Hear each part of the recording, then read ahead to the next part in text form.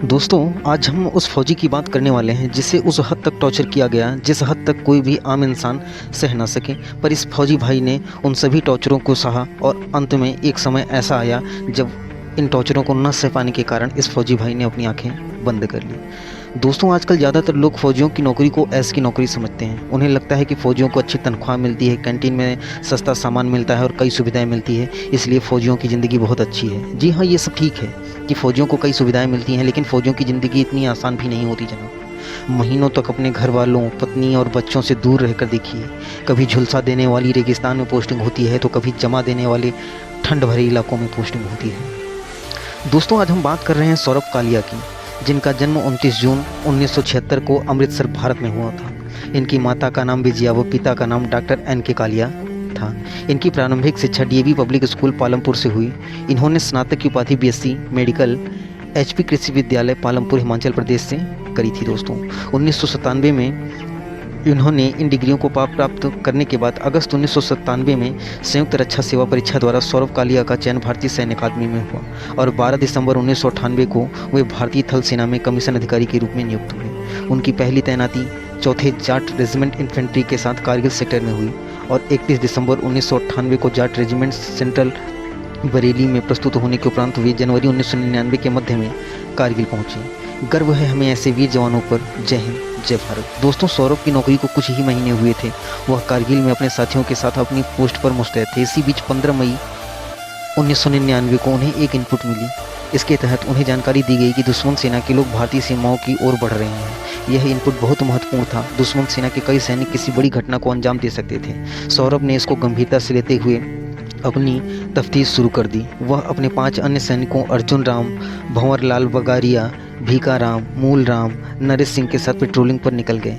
उन्हें इस बात की फिक्र नहीं थी कि दुश्मन कितनी संख्या में है, उन्हें तो बस अपने देश की चिंता सताई जा रही थी। तेजी से वे उन तक पहुंचने के लिए सौरभ अपने साथियों के साथ आगे बढ़े। वह जल्द ही पहुंच गए जहां दुश्मन होने की खबर उन्हें पहले ही मिल चुकी थी।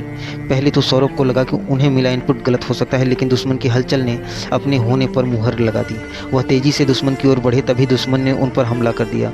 दुश्मन संख्या में बहुत ज़्यादा था। दुश्मन तकरीबन 200 की संख्या में थे। सौरभ ने स्थिति को समझते हुए तुरंत अपने पोजीशन ले ली। दुश्मन सैनिकों के पास भारी मात्रा में हथियार थे। वह AK-47 ग्रेनेड जैसे विस्फोटक के साथ लैस थे। इधर सौरभ और उनके साथियों के पास ज़्यादा हथियार नहीं थे। इस लिहाज से वह दुश्मन की तुलना में बहुत कमज़ोर थे, पर उनका जज्बा दुश्मन के सारे हथियारों पर भी भारी था। दोस्तों, सौरभ ने सबसे पहले दुश्मन की सूचना अपने आला अधिकारियों को दी और फिर उन्होंने अपनी टीम के साथ तय किया कि वह आखिरी सांस तक दुश्मन का सामना करेंगे और उन्हें 1 इंच भी आगे नहीं बढ़ने देंगे। फिर तो सौरभ अपने साथियों के साथ दुश्मन की राह का कांटा बनकर खड़े हो गए। उनकी रणनीति के सामने दुश्मन की बड़ी संख्या भी पानी मांगने लगी।